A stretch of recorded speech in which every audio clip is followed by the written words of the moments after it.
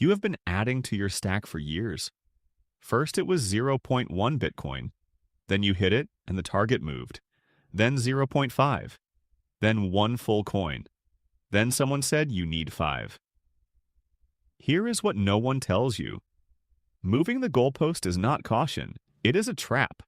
And it costs more years than a bad trade ever could.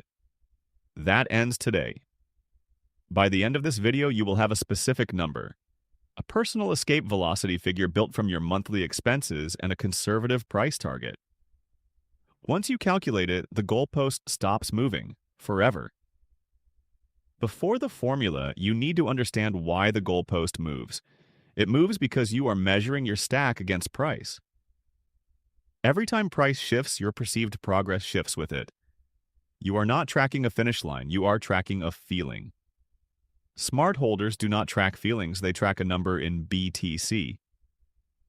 As of February 2026, long-term Bitcoin holders control approximately 14.46 million BTC, around 73% of the entire circulating supply, according to Glassnode. Those coins have not moved in 155 days or more. Those holders are not waiting for a better signal, they already have a number. They already stopped. Escape velocity is the specific BTC amount at which your projected future value at a conservative price target generates enough to live from without ever selling principal. Not one Satoshi. Ever. That is the finish line. Not a ceiling. A mathematically defined moment where accumulation becomes optional. Escape velocity is not one number. It is one of 3 depending on what freedom looks like for you. Most people never choose which tier they are building toward. That is the core of the goalpost problem, and 60% of the circulating supply has not moved in over a year. The holders who have stopped are not waiting for clarity. They chose a tier. Then they hit it. Tier 1 is lean independence. Your Bitcoin covers 80% of monthly expenses. Pension or Social Security fills the remaining 20%. For anyone approaching retirement with fixed income already in place, this is the most immediately achievable tier. Your required BTC quantity drops significantly. This is not settling. For many viewers, this is the correct target. Tier 2. Bitcoin covers 100% of expenses. Not through selling, through borrowing against your position. Does that concern you?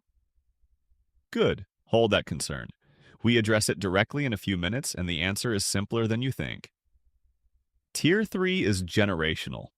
Bitcoin covers your expenses. The stack still grows.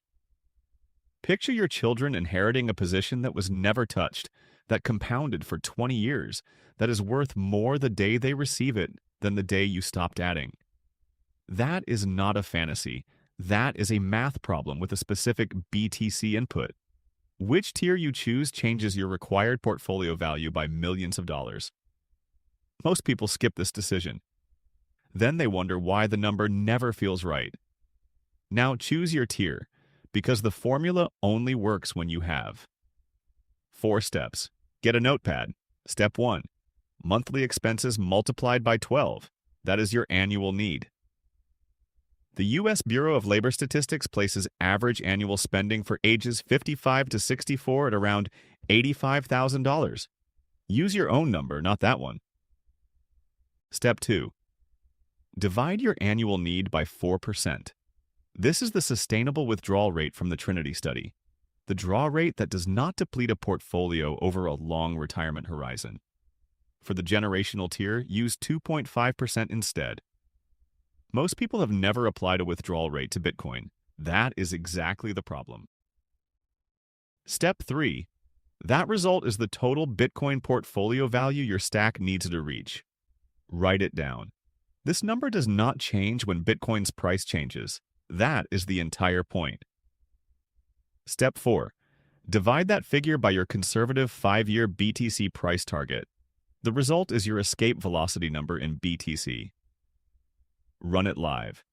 Monthly expenses of $4,000. Annual need, $48,000. Divided by 0.04. $1,200,000 required portfolio value. Now ask yourself, what price target are you actually willing to defend in a conversation? As of Q1 2026, base case projections from analysts like Bernstein sit around $150,000 per Bitcoin by year-end, with Standard Chartered close to $100,000 in cautious scenarios, driven by post-halving supply dynamics and continued ETF inflows. Use the floor. Use $120,000. $1,200,000 divided by $120,000. Your Tier 2 escape velocity number is 10 BTC.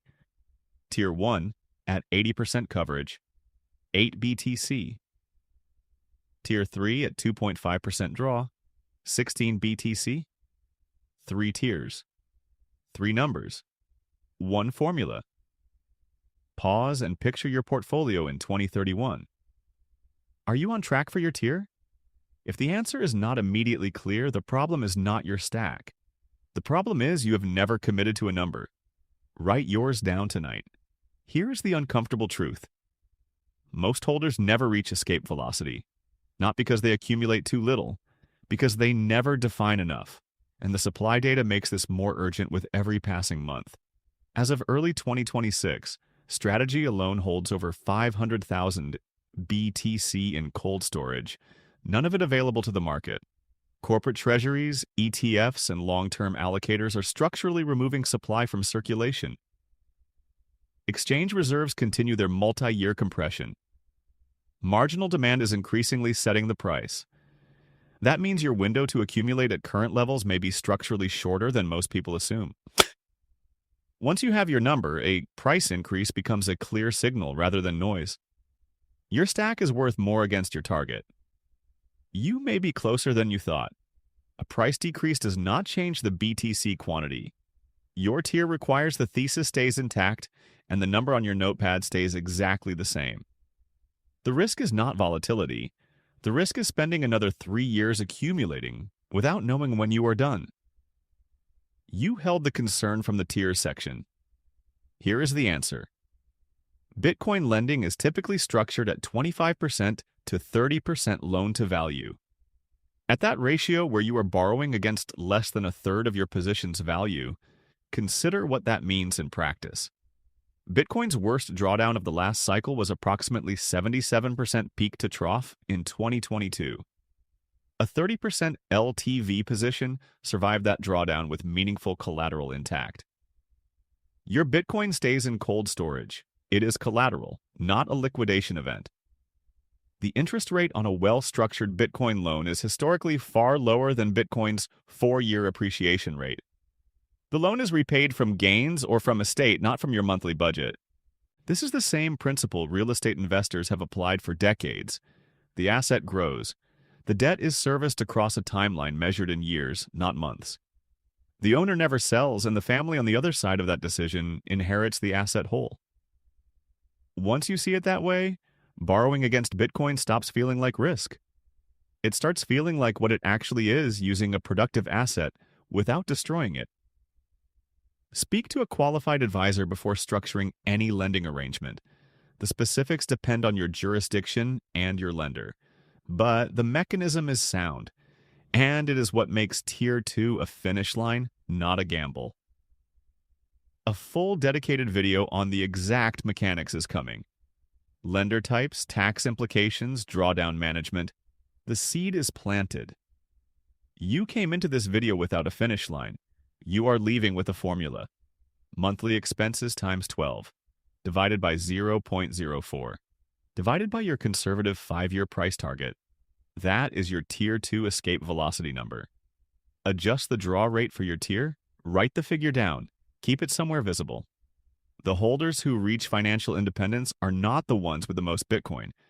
They are the ones who decided exactly how much was enough and then stopped moving the target. Now you have the tool to do exactly that. If you now have your number, the next question is what you do when the market drops 47% before you get there. The previous video on this channel covers exactly what holders over 50 must do in that scenario, and why most of them make the wrong move at precisely the worst moment. The link is on screen now.